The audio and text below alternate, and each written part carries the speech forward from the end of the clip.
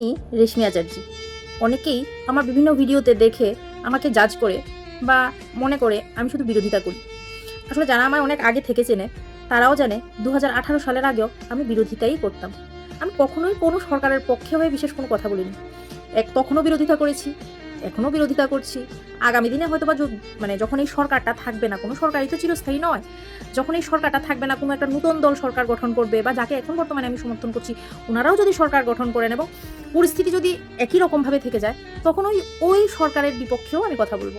আসলে আমার ব্যক্তিগতভাবে তেমন কিছু চাওয়া পাওয়ার কিছু নেই। তবে হ্যাঁ, আমি এটাই বলতে চাই, আমার তখনও একটাই চাহিদা বা এখনও এটাই চাহিদা যে আমার দেশের না ঠিক এমন ধরনের বৈষম্য আমার পছন্দ না। শুধুমাত্র ওই বেসিক টুলসগুলোর প্রতি হ্যাঁ থাকতেই পারে।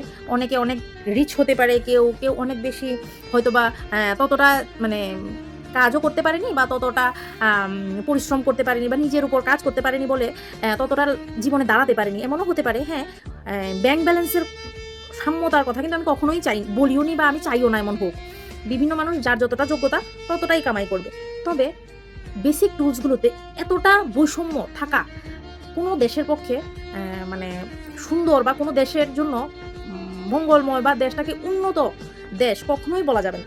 তো আমার দেশে বর্তমানে ঠিক এমন ধরনের পরিস্থিতি আছে যেখানে নাকি একটা শ্রেণী এতটা বেশি ডেভেলপড এবং একটা শ্রেণী এত বেশি পিছিয়ে আছে যে যারা ওই পিছিয়ে থাকা সমাজটা ওই এগিয়ে যাওয়া সমাজটার দিকে না এখন তাকাতেও ভয় পায়। কিছু কিছু জিনিস যেমন শিক্ষাটা না ইকুয়াল হওয়া দরকার, যে ওইখানে কোনো প্রাইভেটাইজেশনের কোনো দরকারই নেই। শিক্ষাটা সরকারি হওয়া দরকার প্রত্যেকটা স্টুডেন্টের জন্য।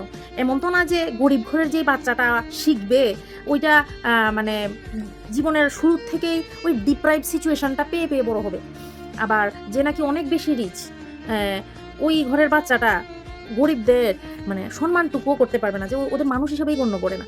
তো ওই ধরনের ভেদাভেদটা উঠে যাওয়া দরকার। স্বাস্থ্য নিয়ে ভেদাভেদটা উঠে যাওয়া দরকার। হ্যাঁ, কারোর যদি খুব বেশি মাল্টি স্পেশালিটি হসপিটালে ট্রিটমেন্ট করানোর দরকার থাকে, ইচ্ছে থাকে, ক্যাবিনে থেকে করবে, এটা ওনাদের নিতান্তই ব্যক্তিগত ব্যাপার। কিন্তু এর বাইরে একটা স্ট্যান্ডার্ডই মেনটেন করা দরকার স্বাস্থ্য পরিষেবায়, যে প্রত্যেকটা মানুষ ইকুয়ালি ট্রিটমেন্ট পাবে। তারপরে এই যে আমাদের দেশে সবাই নাকি বলছে যে এটা একটা হিন্দু রাষ্ট্রের সবাই স্বপ্ন দেখছে। সত্যি কি এটা হিন্দু রাষ্ট্র হবে? আর যদি হয়ও, ওই কোন ধরনের হিন্দু রাষ্ট্র হবে যেখানে এখনো অবধি সেই বড় বড় মন্দির থেকে শুরু করে যেখানে সাধারণ মানুষের জন্য আলাদা লাইন থাকে, ভিআইপিদের জন্য আলাদা লাইন থাকে? কেন ভিআইপিরা কি উন্নত মানের বা যাদের কাছে বেশি পয়সা তারা কি উন্নত মানের হিন্দু? এমন কি এটা কি কোনো ধর্মগ্রন্থে লেখা আছে যে এমন ধরনের আমাদের সমাজটা বা এমন ধরনের মন্দিরের সিস্টেম বানানো হবে যেখানে ভিভিআইপিদের জন্য আলাদা করে সব কিছু প্রোটোকল বানাতে হবে? ভগবানের কাছে যেতে গেলেও সবার আলাদা ধরনের প্রোটোকল বানাতে হবে, যেখানে কোনো কিছু পাওয়ার জন্য, জল পাওয়ার জন্য, খাওয়ার পাওয়ার জন্য বেসিক নিডসগুলো, অ্যাটলিস্ট বেসিক নিডসগুলোকে ইকুয়ালাইজ করলে না হয়তো বা সমাজের অনেকটা অংশের প্রবলেম কমে যাবে। তারপরে যার যতটা পয়সা কামাই করার দরকার ওইটা তো ওনাদের যোগ্যতা অনুযায়ী কামাই করবে। কিন্তু বেসিক নিডসগুলো বা সবার লাইফে বেসিক নিডসগুলো সেম থাকে। প্রত্যেকের লাইফে শিক্ষাটা প্রত্যেকের চাই, গরিবদের যতটা চাই অনেক পয়সাওয়ালাদেরও সেম চাই। তো অ্যাটলিস্ট শিক্ষাটাকে, স্বাস্থ্যটাকে, এগুলোকে ইকুয়ালাইজ করলে না হয়তো বা আমার দেশটা না উন্নত দেশ হয়ে যাবে।